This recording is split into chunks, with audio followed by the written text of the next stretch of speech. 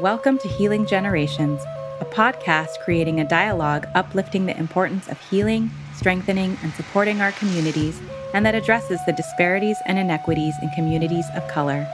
Healing Generations is brought to you by the Healing Generations Institute, a collaborative initiative of the National Compadres Network and the Brotherhood of Elders. Be sure to subscribe to stay up to date on our new releases. Buenas, this is Francisco Gallardo with the Healing Generations podcast, Yelder edition, brought to you by the National Compadres Network and the Brotherhood of Elders. So I want to thank all our listeners again. Beautiful times, beautiful, there's a lot of stuff going on. Even though there is a lot of tragedy, we're at that time of the year and at that time in history when things are coming to a head. Our people are being hunted, being kidnapped, being all kinds of different things going on, But right now, we want to focus ourselves. And I want to remind you, if you enjoy our podcast, please go and give a review, acknowledge the podcast, either on, the more you interact with it, the more that people can find it on Apple Podcasts and on Spotify, Amazon Podcasts. You can find it everywhere. You can find anywhere you listen to podcasts, you can find the Healing Generations podcast. But before we get started, we have to do the 4 directions. We have to ask permission from the ancestors, to do what we're doing and acknowledge them and bring them into the room with us, because we always need our ancestors. We might not think of them in that way, but they are our protectors in a lot of ways, share wisdom with us, help us out, pave the way, gave us inspiration in a lot of ways. So as we get going, I want you to close your eyes, take a deep breath. I even burned a little sage myself here, bless myself off. And in your mind, I want you to think of that east direction. And we think about all the men in our lives. Our grandfathers, our fathers, our brothers, our sons, our uncles, our hood uncles. We want to think about all the kids, our little nephews, our grandsons. We want to bring them all into the room. We want to think about all that men are, the protectors. We want to bring in the things, even the pain that they deal with. We want to bring that into the room. And we want to bring all the blessings and the beauty that they bring into the room too. All the ways that we want men to be, all the ways we need to be.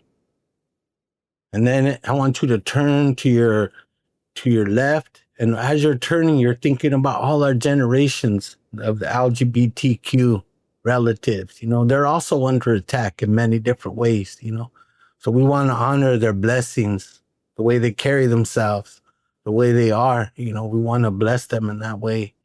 We want to bring them along, make sure we're protecting our families and being there for them in the way they need us, all the things that I don't know that they need, the prayers, the blessings, I want to acknowledge that, And as we face that west direction, we think of all our women in our lives, from our grandmothers to our mothers, to our tias, our hood tias.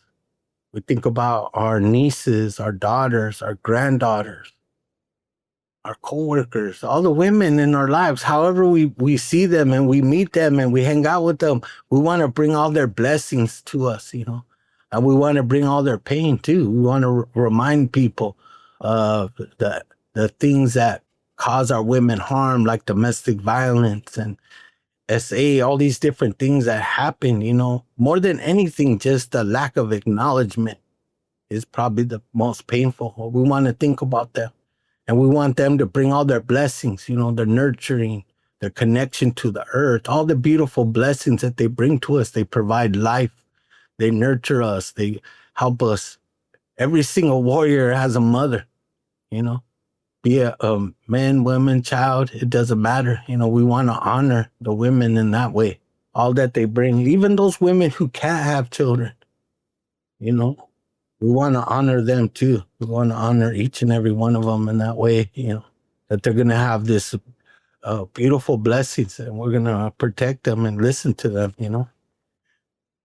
And then I want you to turn to your left again to that north direction. I want you to think about all our ancestors and our elders, all those that lived before us that did a lot of work on our behalf. Maybe we don't even know all the little things that they did, all the late nights, all the Saturdays, all the times that they worked for us, even way back, our ancestors way back that they had no idea who we were and that we were coming, but they wanted a better place for us.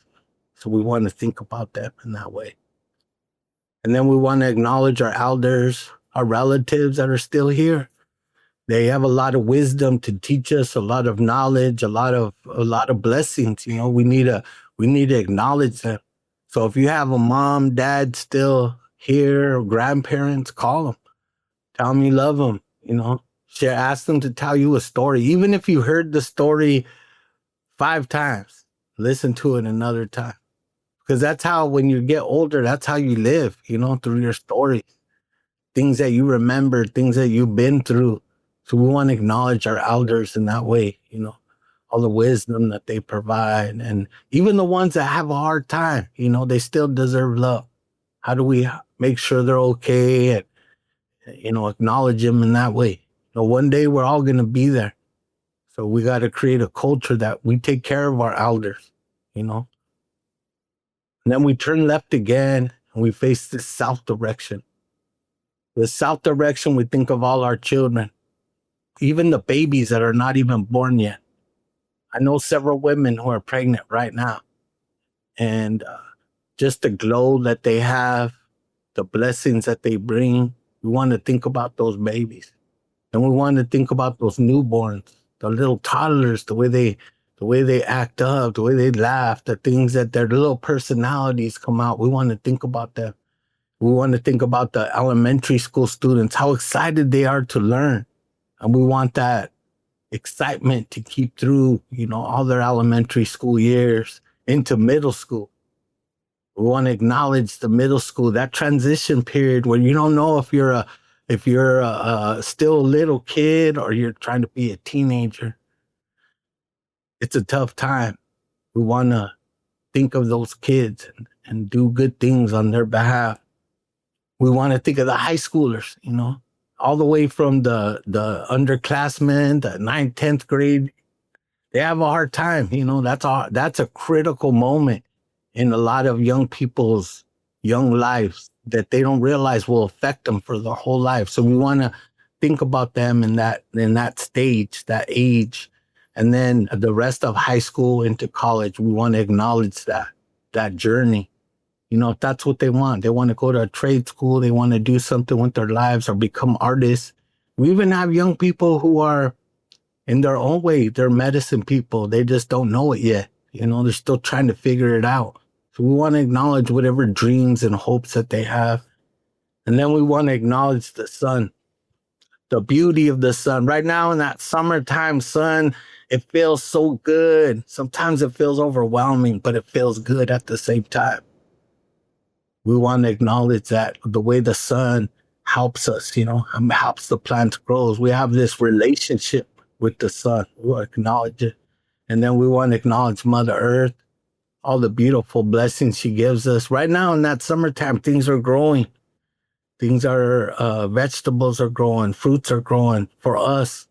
So we want to acknowledge them in that way. We want to acknowledge Mother Earth, Tonantzin, Coahuitle, however you acknowledge the many representations of Mother Earth. We want to acknowledge her in that way, however you believe.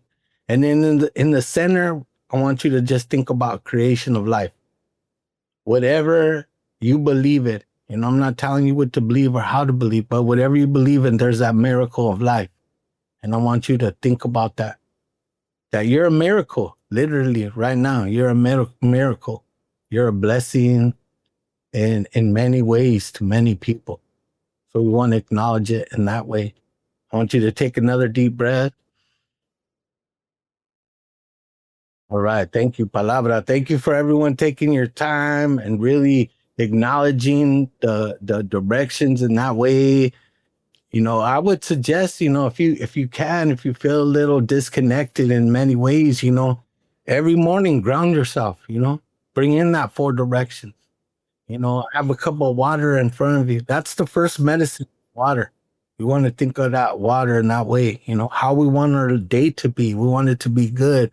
We want us to have a good mind, a good heart, a good body, all those things. So then we drink that water. That's the first medicine. I want to remind people of that. We have it. I bet you at one time, I remember when I was young, I would never think I would pay for water. But now we all go into stores and we buy water in that way, thinking of that. But anyway, as we move on today, we have a special guest, someone I met a few times through kind of a personal experience. And then she came to a training that we did, a circle keeper training.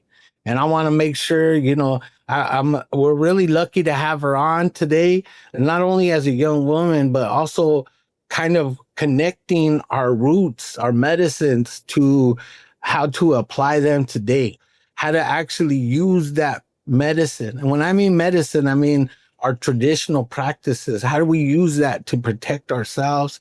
And not only that, just to handle the day, just to handle the things that we deal with. So with that, I want to invite Jasmín over to share a little bit about yourself. I'm going to ask you, can you share a little bit about who you are, who your people are, your roots, and the path that brought you to this point today? Yes. Hi, Cisco. Hi, everybody. My name is Jasmín Durán. I'm a clinical herbalism student at the moment, a community herbalist, an urban grower, a youth worker, community care practitioner, among a few other things. And calling in right now from unceded Lenape territory in the northeast of the so-called U.S., known as New York City, in Washington Heights specifically. And yeah, I think to share a little bit more about my story, I've been thinking about how to narrate this, right? And thinking about a story of migration. I think ultimately it's a story of my parents moving in from migrating through the border from Mexico and Ecuador, landing in New York City, and then me being the product of that connection, of that relationship. And at one point when I was young, I had the opportunity to live in Ecuador. And I think that was one of the biggest moments, most memorable, that really shaped who I am today. And it had to do with the opportunity of having access to land and having access to fresh air and seeing the mountains when I was very young and connecting to the soil and seeing the way that my family worked with the land and picked the herbs that they used for their foods and their medicines.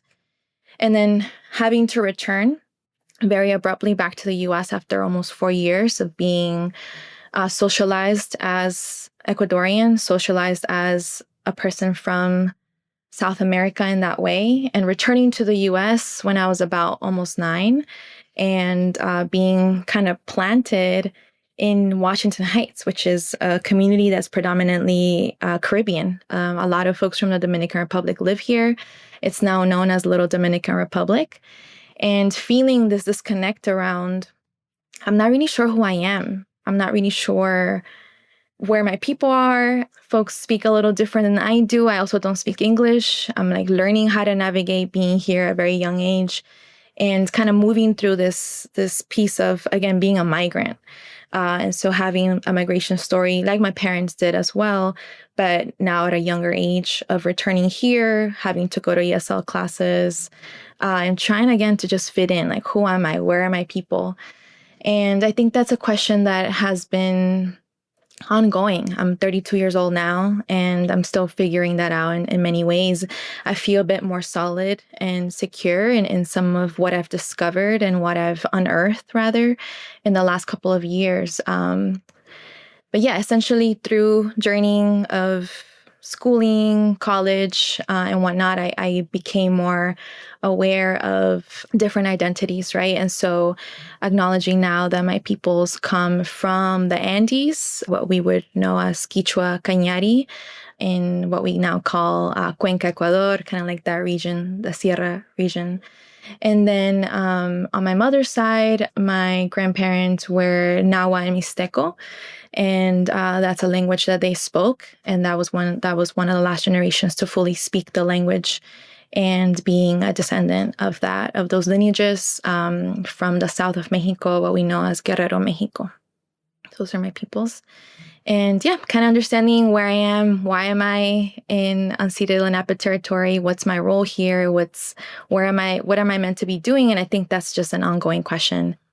All right. So why don't you tell us about, what teachings, traditions, and cultura, family, and lived experience have guided you through your healing?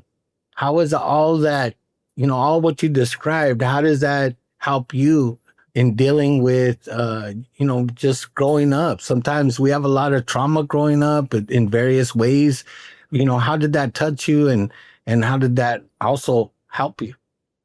Yes. This is a great question. I think something that resonated a lot when I was very young and I got a chance to experience my families in their homelands was seeing, again, the way that they just connected. They had a relationship to the land. They had a relationship to the different plants, and they used them in their healing. And that could be like very literal physical healing, right? So maybe a young person having a fever, what were the plants that they were tapping into to support that young person?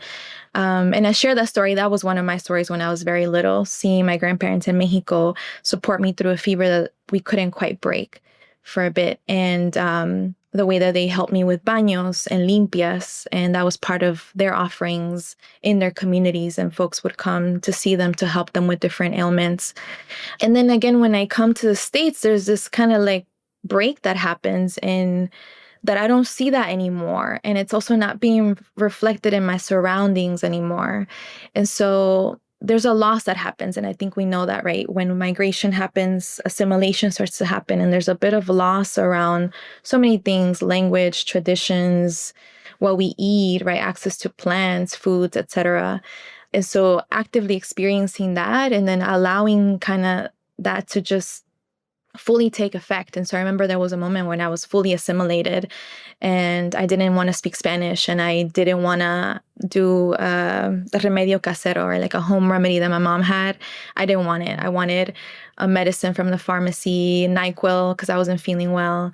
And ultimately, there was this moment when I returned back to the plants. There's kind of like a funny story there, but I returned back to the plants because I was out in South America, in Chile, doing a study abroad program, and had a bit of a small injury. And someone that supported me there said, "Oh, you need to go get this plant there's an elder downstairs. When you go downstairs, go get this plant. You're going to make a tea and you're going to use it to heal this injury."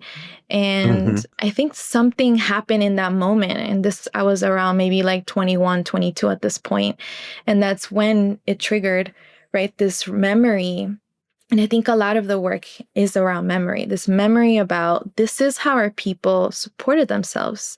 This is how our people still support themselves. And most of the global majority is through plants, right? This is the first healthcare.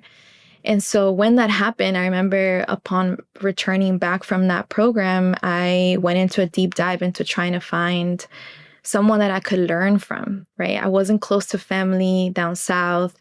I just didn't really know where my teachers were. And moving now into what are the medicines that my people worked with, and kind of going into this rabbit hole of unearthing and asking a lot of questions and remembering like, oh yeah, my mom used to do limpias with a huevo. Super common growing up, but just hadn't really thought about it in so long, right? Or limpias with plantitas, right? Fresh plants, or just different kinds of teas, baños with different herbs. And she kind of always seems to have something to offer whenever somebody came to her with an ailment or just something that was heavy that they were carrying. And I think from there, it was really like this picking things back up and saying, hey, these are tools, right? Like these are technologies that our people created and that have actually helped us survive all these iterations of our lives, right? And our ancestors' lives and their struggles and what they fought for and their challenges, and then the ways that they also loved.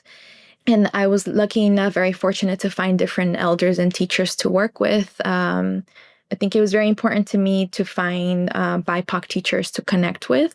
And I knew that I couldn't necessarily find a curandero, curandera that I could work with directly here in New York City, and maybe mostly just because of my lack of knowledge. But I found really powerful healers. I'm going to name one of my teachers, Maestra Karen Rose, out in Flatbush, who was one of my first herbalism teachers, Black queer herbalist. And that was the return and the understanding of these tools that our ancestors left us with, many of which are still in our household, that we still move with, that we've heard stories about. And yeah, like now the question is like, how do we tap into them in this moment in time, for example? Well, let's go back just a little bit. What sparked? I know you went there. There was a different, you were in your home country, you come back. Where was that where you looked for that medicine? Is when you went back to as a student doing things over there that you realized, hey, this is something I have a connection with? Like what was that connection with the plants and remedies, cultural remedies? People refer to as curanderismo in the most loving way, because there's a lot of different people have a lot of different feelings about that. But we're talking about herbalism and things like that. How did you get reconnected where you're like, that's something I need to do? Was it just something that helped you and it called you? How did that come about?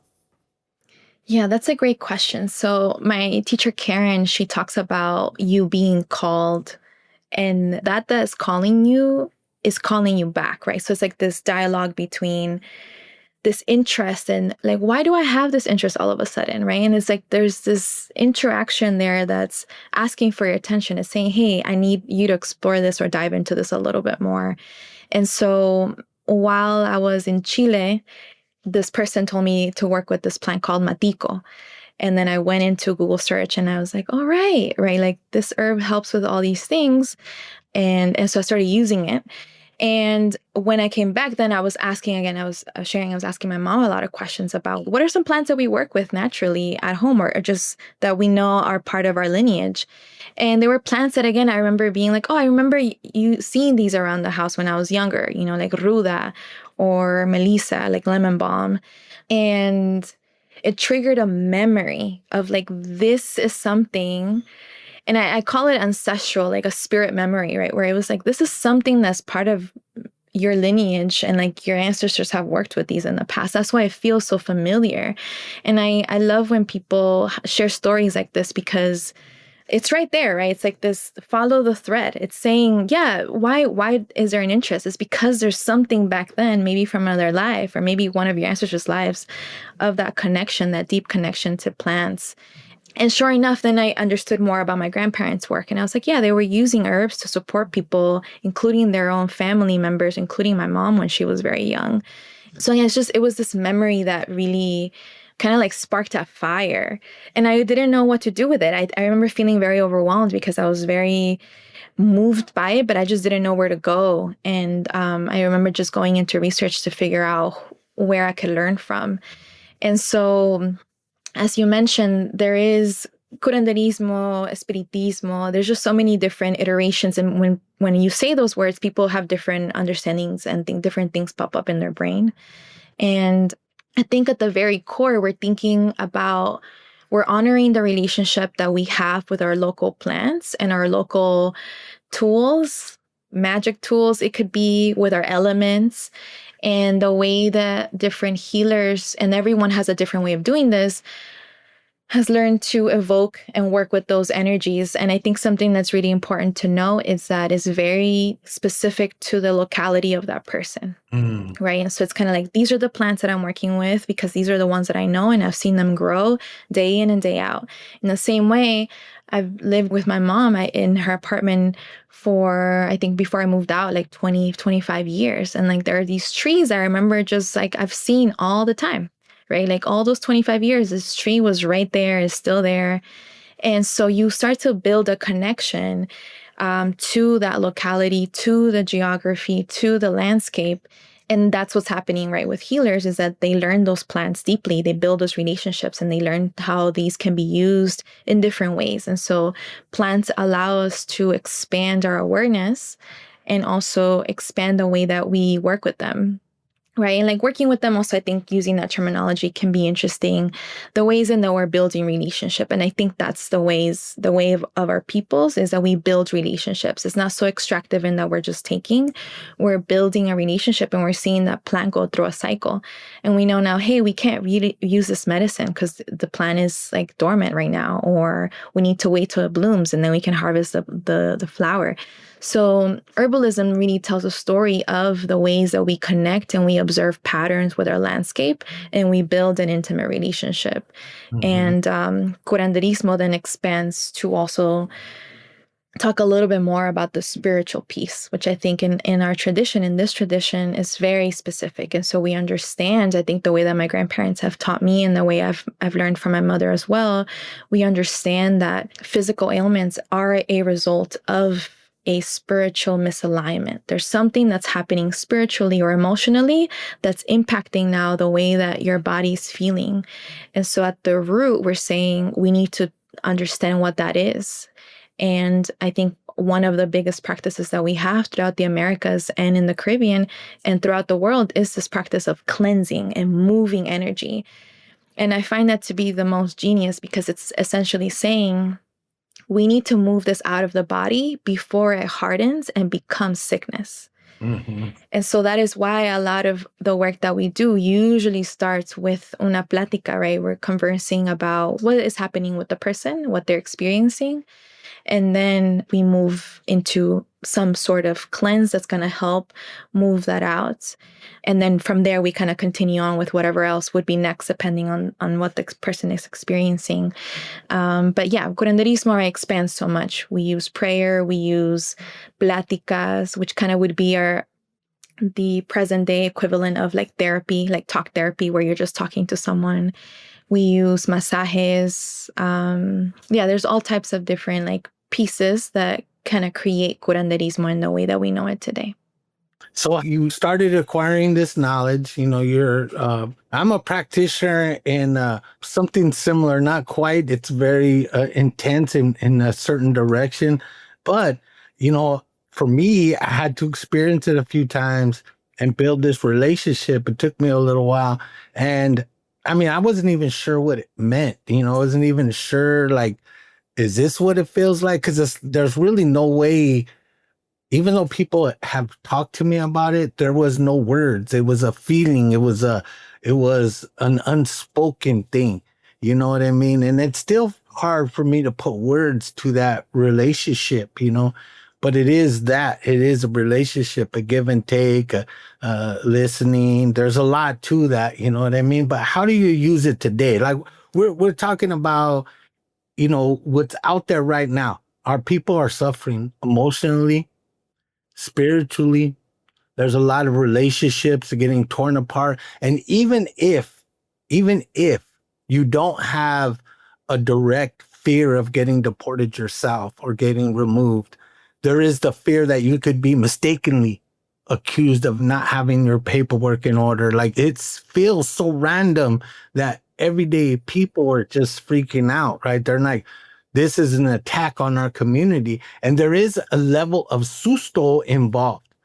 And when I talk about susto, I'm talking about it in that spirit pain, where it's like way deep inside of you. And this susto manifests many things. Anxiety, it manifests, and anxiety alone is very powerful, right? Keeps you from sleeping.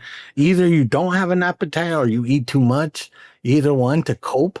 You know, there's a lot of things that this susto could bring you. And pretty soon your body gets used to that hyper state. It gets used to that anxiety. So when you don't feel it, you almost miss it like it was an old friend. But really, we have to really attack it at the root. So in your knowledge and your journey to this point, how have you picked up some of those tools and are using them? Or what advice do you have for that? Great question. Well, I would say so many places where this can go, and we'll try to tackle them. I would say that fear is a tool of colonialism, and we want to understand. And I introduced this idea of tools because I think it's a way that we can make it make sense. It's a framework, right? And so if we know that our ancestors gave us a lot of tools, which we have access to, then we also know that there are other tools that are now working against us, fear being one of them. And when fear enters the body, I think it's a very dangerous moment and place to be in. And I speak about this with my mom, because my mom really is very adverse to letting fear in. And even when someone is sick, for example, and if they're worried and they're scared and they're concerned about the outcome, the percentage of them getting better faster kind of decreases a little bit, because they're really ruminating around like the what if, right? And so then we're like sending and adding a lot of energy in one direction, and we create an imbalance. And so the susto we can think of it as an imbalance, right? Fear has kind of taken over. And I think within our community, I think it is in our right to be feeling all of the things that we're feeling. One, because it's not new. And so we're also thinking about ancestrally, right? This is like generations of fear that is being compounded, and that we're now, it's fully triggered at this moment in time, I would say. And I think of someone right now of like migrant backgrounds, like I feel that deeply and I see it in our people. And so I'm like, okay, what do we do in this case? Of course, it makes sense to feel susto. I think one of the ways that could ease some of that is preparation, right? And so if this were to happen, then like what is emotion so that it somehow moves smoothly? And it is scary to think about, I may not be able to see a significant other, or like the way that our family dynamic exists as is right now may not exist like this anymore. And so rupture may come, or separation in so many ways. And I really don't have much of an answer to that feeling, right? Like that feeling is fair. We should be in it, right? We should be thinking and feeling that way. Mm-hmm. And also like, how are we preparing ourselves if something like that were to happen? I think preparedness or prevention kind of helps to ease some of the anxiety a little bit. I also would say that susto in itself does take over, right? And again, it has to kind of get moved out of the body in some way. And again, I'm saying like we have a lot of these tools that can help us, right? I think folks should be, if they can, accessing limpias if they can, right? We should be conversing. We should be having conversations about the fear, talking about it out loud, right? Knowing that storytelling is a tool of healing. And if we sit down and we have a circle and we're like, hey, we're all feeling this way, like let's let feelings out. Let's do a release circle, right? Let it out. Because otherwise it's just kind of like staying in the body. It's not really spoken about. You're just kind of going through the motion. You're feeling it. And so it's not transforming. It's just kind of getting stuck and stagnant. Mm-hmm. And that's, I think, what we want to not let happen fully. And yeah, I hope that answers the question. I think there was something else in there. It's all right. I asked long-winded questions, so it's all good. Many parts to it. I think you answered the most. You know, how do we address it, or susto? Because I think a lot of times people in our society, we've taught ourselves to avoid our pain. You know, put it down, it'll go away, this will pass. You know, which I believe in too. I believe that you can just hunker down and the feelings will leave. Now, the way I look at it though is, where do we want to end up? That's the thing is, do we want to just let it take its course like a river? We just go along with it? Or do we say, you know what, I want to end up here? And if you want to end up at a certain one, you got to prepare. Like you said, you know, you got to, like, if you want your mind to be going in a certain direction, you have to start putting practices that are going to lead you there. You can't just hope and dream that it's going to take you there. You have to actively do it, right? And that's part of what I've always learned when it comes to using either herbs or medicines in that way, or even just spiritual connection, is that you have to already believe what you want is already true. It's already that way. You know, you set it in motion. It's already there. So what you're doing now is taking the steps to get you to that point. You know, so I like what you said. You know, if it's a limpia, you might need now. There's a lot of limpias too. That's the thing, is people don't realize there is the kind with the egg, and there's a kind where people use sage or some type of rosemary or something like that. You could use lots of different herbs to bless your body, and then you're going to leave with that sage or whatever you're going to use. You use that, and then you take it and you're going to discard that in a way where hopefully no one else picks it up. You're going to send that off, in a good way. Like, it doesn't serve you any purpose anymore, so you're taking it off you. And yeah, and some people don't realize that does two things, right? Physically, you're doing something, but also spiritually and mentally, you're saying, all right, that's enough of that. That's not what I want to bring into my life. So I'm gonna put that down. In a ceremonial way, you're putting that down and trying to pick up something new, what you want to see. So let me ask you this question here. How are you carrying those teachings today, what you learned? And how are you offering those to other people? And how are you connecting to other people to the medicine? Like, how are they getting involved? How are you doing? Is it through a group? Is it individually? How are you putting this medicine to work? Yeah, so I am a part of a community garden here in New York City, and we grow some plant medicine and then we process it and then we offer it to community for free. And so there are different mutual aid groups also that I'm a part of. What does mutual aid mean? Yeah, so mutual aid is the assessment that not everyone has access to what they need. And some folks may have more access. And so we're able to redistribute resources internally within community without any external entities kind of coming in and doing that redistribution for ourselves. So you're talking like food? It could be food. Yeah, it's a model of community care. So we're saying we can care for ourselves. And historically, traditionally, that's how we have lived, right? We care for one another. We have someone that takes care of the kids, right? In a community, for example, or someone that teaches. And so essentially, we're replicating that within an urban context or any context and saying, I'm going to support my neighbor because they are in this need right now. Maybe they need a bunch of tables. I don't know, right? And so I'm like, I have extra tables. I'm happy to give you one. I'm happy to lend you one or whatever it may be. And so it's this redistribution of resources. I like that. That's a good idea. Yeah. And so within this model, it really became more popularized, I want to say, during the height of the pandemic in 2020.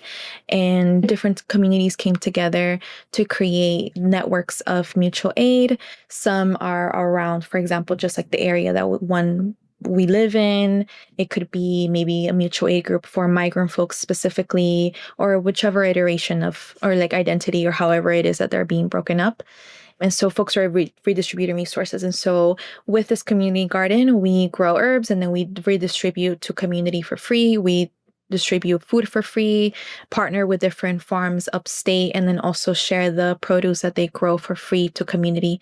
So within these networks that have taken some time to build, we're able to request resources in the same way we can request for particular practices.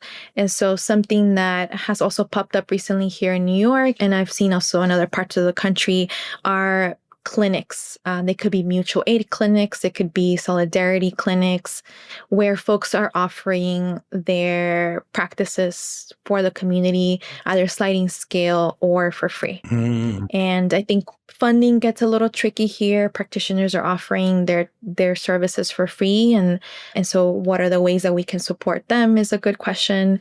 And essentially in these clinics, we organize different practitioners to come and offer, whether that's a healing circle, herbal consultation, acupuncture, massage, an array of different resources to community for free.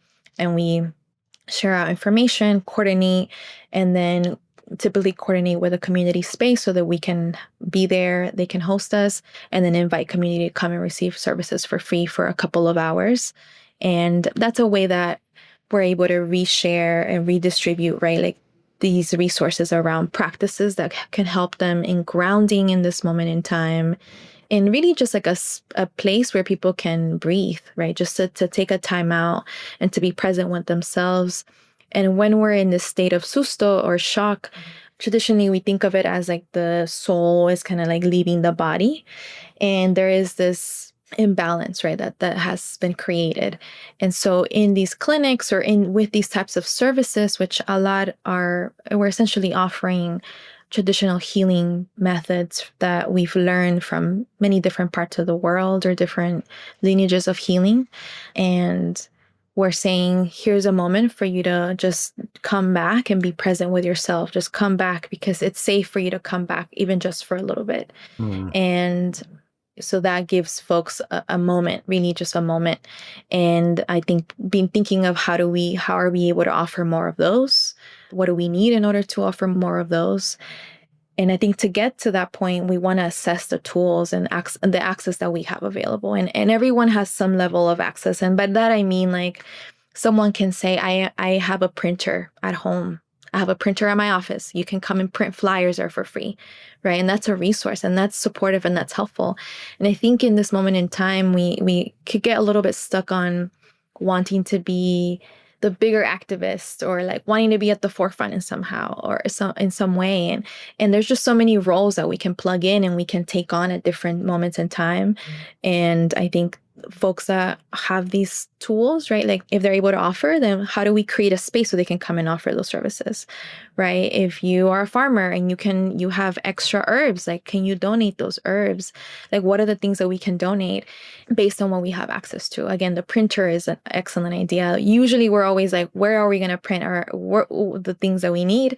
So that's always helpful. And so it's this assessment, like taking a moment to assess, like, well, where am I? What can I access? And then what can I put forth? And then where do I go to put that forth? And mutual aid groups would be a great place for that.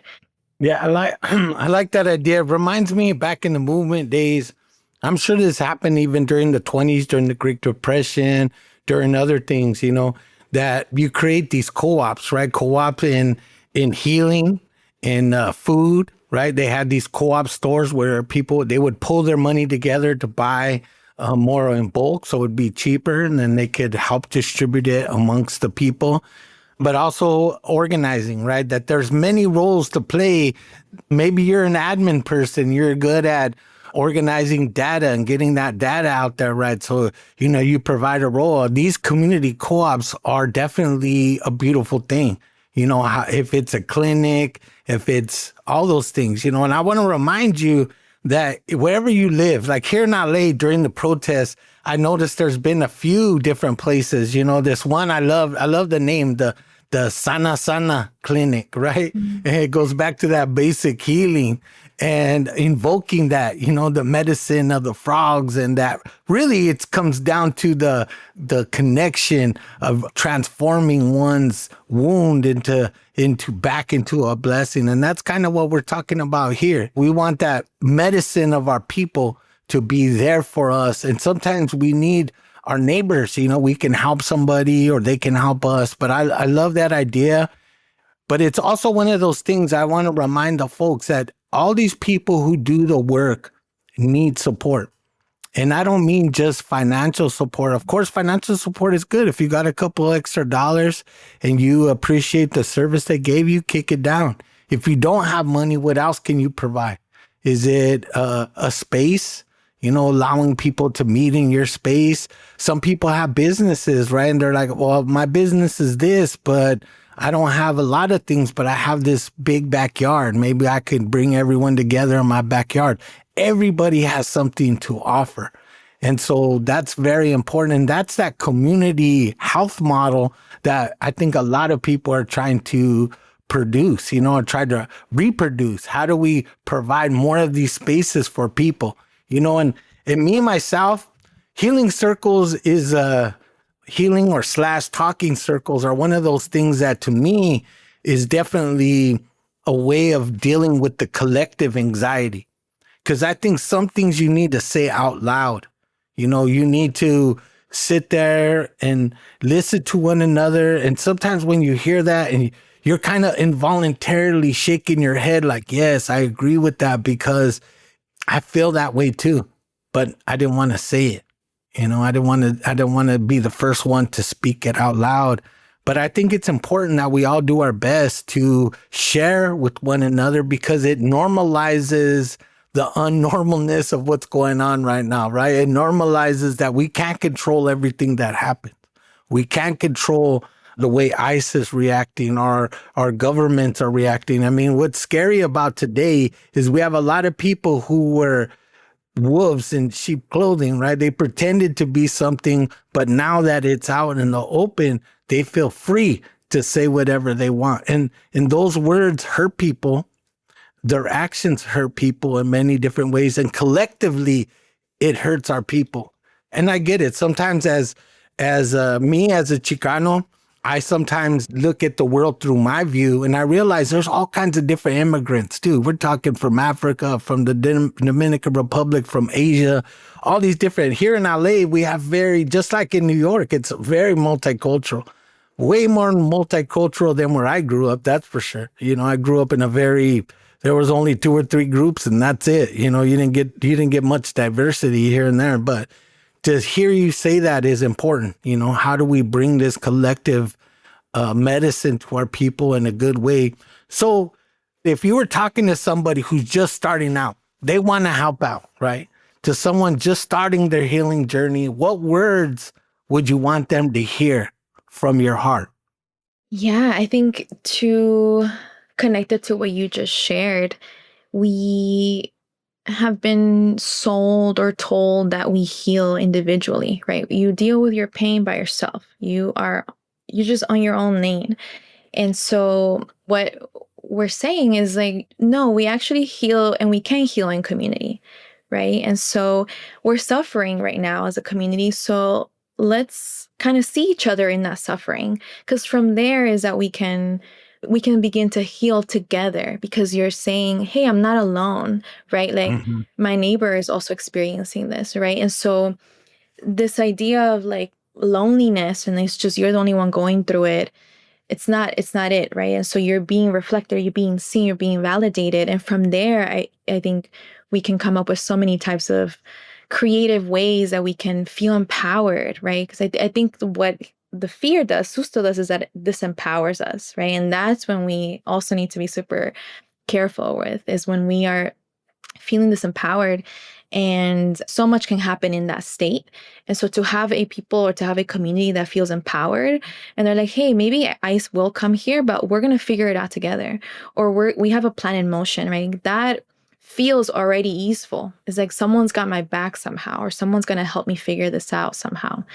And so I would say that I think someone that is starting out in their healing journey I think there are things that one will study and figure out on their own, just because you're in your own body, you're in your own person, and you're understanding maybe like what has happened or what took place, and you need to like figure that out on your own.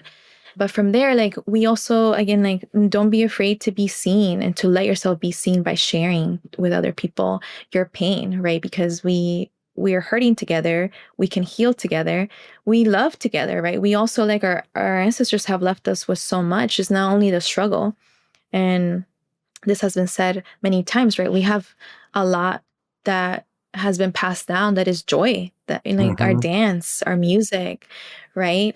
Sometimes when I teach, I say, who has an EBT card, right? Like who can buy all the groceries? Like who has a bigger kitchen somehow? Like let's just get together. Like someone gets the groceries if they have the card, and someone else can just cook, and let's eat together, right? Like what are the moments of togetherness that we're creating? Because that's really what's going to help us get through.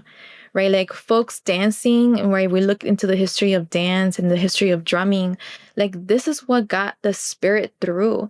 And not to say like that it's easy. It's actually it's quite opposite, but we need to, again, we're thinking about balance. So we're rebalancing out all that pain and all that hurt with something that's gonna not even it out, but something that will help us to move some of it out of the body. And I think that's something to also keep in mind, right? Like the idea of movement and the idea of being nourished by community. So what are the tools that you've got? What are you good at? And who do you know that you can connect with and you can soundboard with, right? Like, hey, maybe we can do this together in our building, right? Like here we live in buildings. So it's kind of like, okay, what's happening in the building?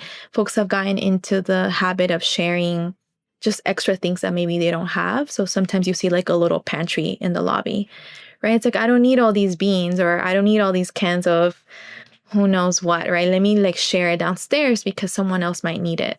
And so like rebuilding that structure of community care that again is part of our lineages and the ways that our people have taken care of themselves for forever. So like, how do we do that in this crumbling empire at this moment in time? And you realize that there's already a history of that, of folks before us that were already building those structures. I like that idea because it reminds me of the outside of people's houses, they put those little libraries, right? You could open it up and there's free books to give away. I always wanted to do something but like that, but more, more indigenous, like, have some sage or something and people could put different things in there. I often have lots of tobacco. People give me lots of tobacco, but it's what you're talking about is that reciprocity. So, right, we have things to offer, other people have other things to offer us. If we ask for help, make sure we're giving a little back too, right? It goes back to that, tú eres mi otro yo. It goes back to that the in la quech saying, right, where you are the other me, and we have to take care of one another. By me taking care of you also brings that blessing back to me. So as we finish this up, I really want to ask you this question because I think I want to hear from you, like what things that you're currently doing. What have you discovered about yourself through your healing process? Something that you didn't realize before?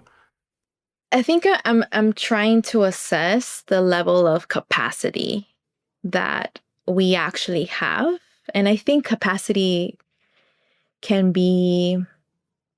It's as a result of so many things, right? Including access. And as someone that I think that does a lot of work for community, thinking of like what is sustainable, right? Like what is sustainable? What is something that feels like I can keep going and I'm not feeling burnt out, or like what then needs to be built. So if I do get burnt out, somebody else can take over and we can kind of continue either the work in the movement that we're doing or that we're working towards. And I think that as a woman of color, we know that we need to hold a lot of space all the time. And so navigating like what that means and having those conversations and sharing with other people so that people know what I need. I think that is something that has been really difficult, is that we know that we have to hold a lot of space, but then assessing our needs becomes very difficult. And you're like, oh, I actually don't know. I can just keep going for forever. And then you're like, no, you can't. Mm-hmm. Your body literally won't let you. And so that to me has been very humbling to understand. And I think sometimes our spirit gets really riled up and it's really excited and it's like, I got it. I'm going to just keep going. And that's not a lesson that I want to pass down either, right? It's like, no, we need to know what is a good balance and that there are other people that can continue to do the work and you're not the only one. And sometimes we do feel that way. And so that's something that I've been reckoning with a lot, and that has been part of my healing journey, is what are my actual needs and how do I share them out loud to folks, and like working through that, which is hard. It's hard to share what you need, and I'm still working through that. So yeah. So how has your healing changed the way you show up to places? When you show up somewhere, how has your healing changed you?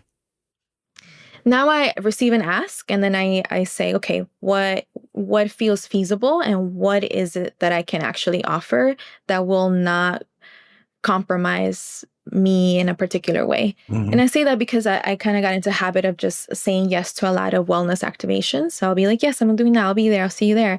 And then I'm dragging all of my things in New York City subway system and I'm just carrying a lot. And I'm like, actually, I won't be able to keep this up for too long. Mm-hmm. And so now I'm like, okay, what is feasible? Can I get myself to Brooklyn? I live in Washington Heights. Can I do that on the train? Do I need help asking folks to like support me with some funds so I can take a cab? Right here, unfortunately, like folks that have their own cars are super rare.